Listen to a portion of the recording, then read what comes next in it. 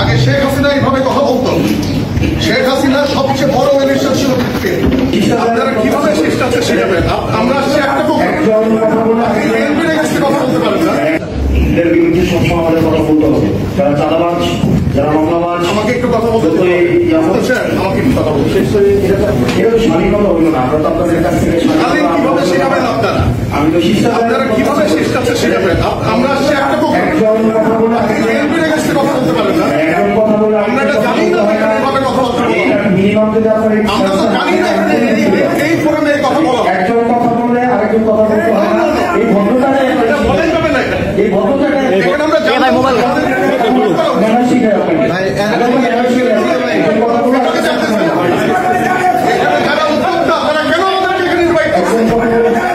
আমি জানতে চাই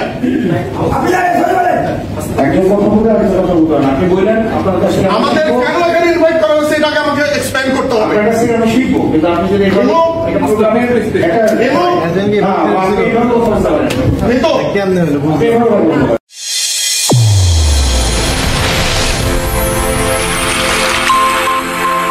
চ্যানেল A1 হৃদয়ের স্পন্দন।